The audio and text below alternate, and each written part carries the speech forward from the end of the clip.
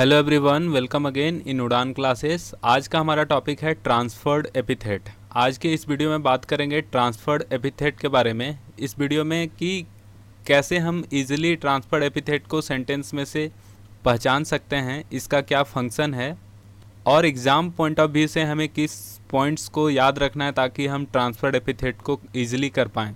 ठीक है, तो फिलहाल इस वीडियो को शुरू करते हैं। ट्रांसफर्ड एपिथेट को जानने से पहले एडजेक्टिव्स के कुछ जनरल कैरेक्टरिस्टिक्स को आपके सामने डिस्कस करूंगा ताकि आपको बेहतर इस जो ये टॉपिक है ट्रांसफर्ड एपिथेट ये समझ में आए। मीन्स कि जो काम एडजेक्टिव का होता है उसी तरह का काम ट्रांसफर्ड एपिथेट है। मीन्स कि एक तरह का एडजेक्टिव ही है जो फिगर ऑफ स्पीच के रूप में यूज़ किया जाता है। तो आपको पता है कि एडजेक्टिव किसी नाउन या प्रोनाउन को क्वालिफाई करने के लिए यूज किया जाता है और नाउन या प्रोनाउन एक लिविंग बीइंग होता है जिसको क्वालिफाई करने के लिए ये एडजेक्टिव का काम करता है। मीन्स कि उसके विशेषता के बारे में बताए या फिर उसको क्वालिफाई करे, इस तरह का। ठीक है, तो ट्रांसफर्ड एपिथेट का भी यही काम होता है। तो ट्रांसफर्ड एपिथेट के डेफिनेशन के रूप में आप इसे याद कर सकते हैं। एपिथेट और an adjective is transferred from the thing it actually describes to something else in the sentences। Means कि ये एडजेक्टिव का एक ऐसा टाइप है जो कि ट्रांसफ़र करता है किसी लिविंग बीइंग को ना करके किसी नॉन लिविंग बीइंग के लिए। ठीक है, मीन्स कि जो एडजेक्टिव का काम होता है लिविंग बीइंग के लिए क्वालिफाई करने का काम होता है, लेकिन इसे ह्यूमन बीइंग वाला जो लिविंग बीइंग का जो कैरेक्टरिस्टिक्स है, जो उसके अंदर जो क्वालिटी है, उस चीज़ को नॉन लिविंग बीइंग के लिए ट्रांसफ़र कर दिया जाता है। इसीलिए इसका नाम पड़ा है ट्रांसफर्ड एपिथेट। और एपिथेट का मतलब वही होता है एडजेक्टिव। ठीक है, तो मतलब जो एडजेक्टिव का काम नॉन लिविंग के लिए करना होता है उसी चीज़ को ट्रांसफ़र कर दिया जाता है किसी नॉन लिविंग थिंग के लिए। तो इसे आप एक मॉडिफायर के रूप में भी कह सकते हैं कि ये मॉडिफायर का के रूप में काम करता है। ये किसी पर्सन की क्वालिटी को किसी चीज़ में ट्रांसफ़र किया जाता है। इसकी क्वालिटी को मीन्स कि किसी चीज़ पर, या यूँ कहें कि हम किसी नॉन लिविंग थिंग पर। एक एग्जांपल से आपको समझाने की कोशिश करते हैं। जैसे कि हम किसी को कहते हैं कि वो आदमी रोता हुआ चेहरा उसका है। ठीक है, मीन्स कि किसी का कैरेक्टर, हम उस आदमी को रोना उस आदमी का स्वभाव है, उसका नेचर है, तो हम कहते हैं किसी व्यक्ति को कि रोता हुआ चेहरा है उसका। मीन्स कि जब भी उसको देखें तो रोता हुआ चेहरा दिखता है। लेकिन इसी चीज़ को हम किसी ऐसे नॉन लिविंग थिंग के लिए यूज़ करें, जैसे किसी के घर को देख के कहें कि उसका घर जो है एक रोता हुआ चेहरा है, रोता हुआ चेहरे के जैसा है। ठीक है, मीन्स कि किसी आदमी का जो कैरेक्टरिस्टिक्स है उसी चीज़ को किसी घर के लिए यूज कर देना, इस तरह का ट्रांसफर्ड एपिथेट होता है। ये एक ऐसा एडजेक्टिव है जो किसी एक नाउन का विशेषता किसी दूसरे नाउन के लिए भी यूज किया जा सकता है। इसको हम समझाएंगे कि कैसे होता है। ऐसे समझिए, जैसे कि हम किसी बंदे को कहते हैं कि उसका शरीर, मान लेते हैं कि बहुत ज़्यादा बोल्ड है, बहुत ज़्यादा ताकतवर है, तो हम कहते हैं कि उसका शरीर बाहुबली के जैसा है। ठीक है, लेकिन हम जब वही वाला जो बाहुबली के लिए जो उसके साथ यूज़ किए, वही वाला जो नाउन के लिए यूज़ किया, वही वाला कैरेक्टर किसी ऐसे निर्जीव वस्तु या नॉन लिविंग थिंग के लिए यूज़ करेंगे।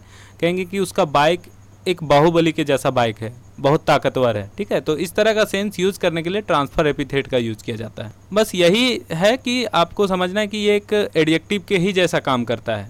हालांकि एक आपके दिमाग में ये स्ट्राइक किया होगा कि ये तो काम पर्सोनिफिकेशन का भी है। ठीक है, पर्सोनिफिकेशन में भी यही होता है, मानवीयकरण, मानव का जो स्वभाव गुण होता है वो किसी नॉन लिविंग के लिए ट्रांसफ़र कर दिया जाता है। लेकिन इन दोनों में थोड़ा डिफरेंस है। आगे के स्लाइड्स में हम आपको समझाएंगे कि जो उसमें जो माइनर डिफरेंस है वो क्या है और इजीली हम कैसे दोनों को अलग अलग से कह सकेंगे कि ट्रांसफ़र एपिथेट का इस सेंटेंस में यूज हुआ है या फिर पर्सोनिफिकेशन का यूज हुआ है। आपको तो पता ही है कि ट्रांसफ़र मतलब कि जो फिगर ऑफ स्पीच होता है इंग्लिश लिटरेचर में, वो थोड़ा टफ होता है पहचानना। ठीक है, लेकिन उसी चीज़ को हम कैसे ईजिली अपने दिमाग से कनेक्ट कर पाएँ कि ईजिली उस चीज़ को हम समझ पाएँ, ताकि उस एग्ज़ाम पॉइंट ऑफ व्यू में हम उन चीज़ों को छांट पाएँ। फिलहाल ट्रांसफर्ड एपिथेट का एक एग्जाम्पल से देखते हैं। जैसे इस एग्जाम्पल से आप समझ सकते हैं, ही पास्ड अ स्लीपलेस नाइट। वह ऐसे रात को गुजारा जो कि स्लीपलेस नाइट था, मतलब उसको रात भर नींद नहीं आया होगा, उसके लिए शायद ये सेंटेंस यूज़ किया होगा। तो यहाँ पे देखिए, जैसे स्लीपलेस, सोना तो आदमी का स्वभाव होता है। ठीक है, लेकिन ये स्लीपलेस क्या उस जो प्रोनाउन यहाँ यूज़ किया गया ही उसके लिए क्वालिफाई कर रहा है? नहीं, ये स्लीपलेस किसके लिए, किसको क्वालिफाई कर रहा है?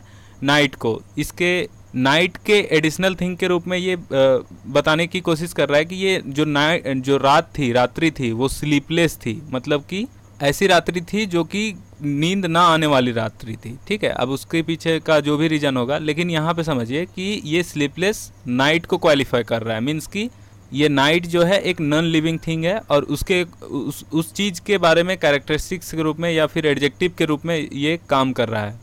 नेक्स्ट एग्जाम्पल को समझते हैं। A lackey presented an obsequious cup of coffee.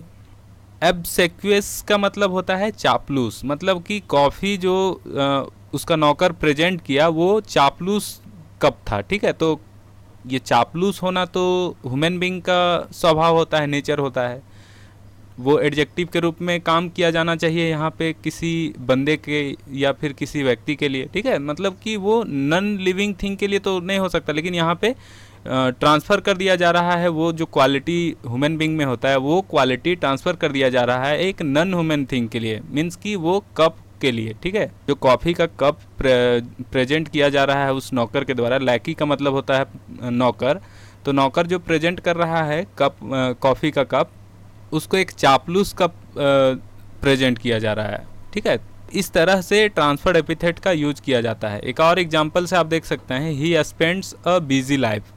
Busy होना तो ह्यूमन बीइंग का स्वभाव होता है, नेचर होता है, लेकिन लाइफ जिंदगी का तो स्वभाव नहीं होता है।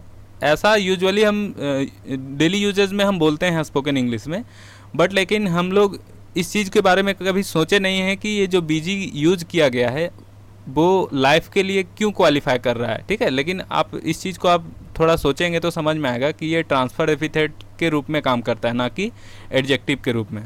नेक्स्ट एग्जांपल भी देख सकते हैं कि अनहैप्पी मैरिज। ठीक है, अनहैप्पी होना तो किसी ह्यूमन बीइंग का स्वभाव होता है, लेकिन यहाँ मैरिज के लिए यूज़ किया गया है, तो इस तरह से आप यूज कर सकते हैं। फिलहाल आप समझते हैं कि ट्रांसफर्ड एपिथेट और पर्सोनिफिकेशन में क्या अंतर है।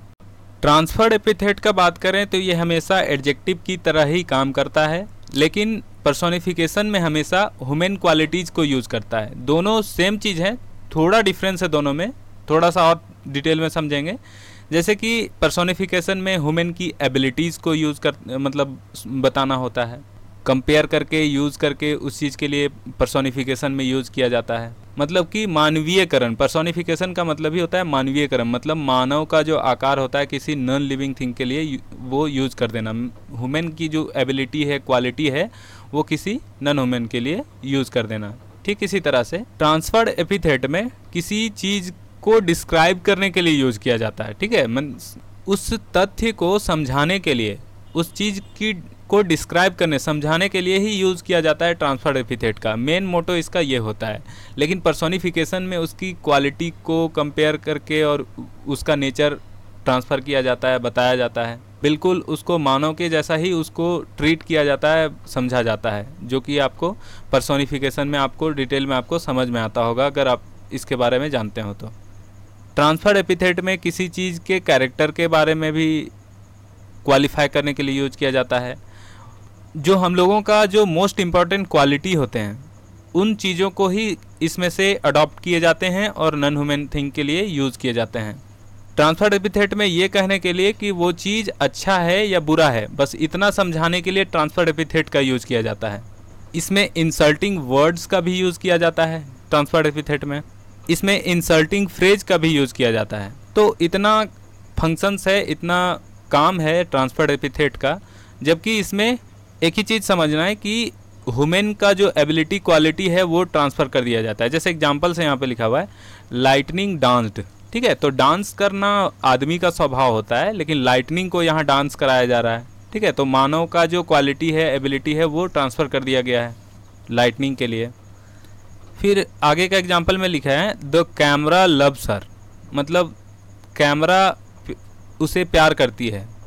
तो प्यार करना स्वभाव तो ह्यूमन बीइंग के लिए है, किसी आदमी के लिए, मनुष्य के लिए है, लेकिन कैमरा किसी को कैसे प्यार कर सकता है। ठीक है, तो इस सेंस में यूज़ किया गया और मानव का जो क्वालिटी है वो ट्रांसफ़र कर दिया गया है इस कैमरा के लिए। और ज़्यादा करके पर्सोनिफिकेशन का जो काम होता है किसी कोटेशन में यूज़ किया जाता है। ठीक है, तो इतना जो आपको हमने बताने की कोशिश की ट्रांसफर्ड एपिथेट और पर्सोनिफिकेशन में क्या अंतर है।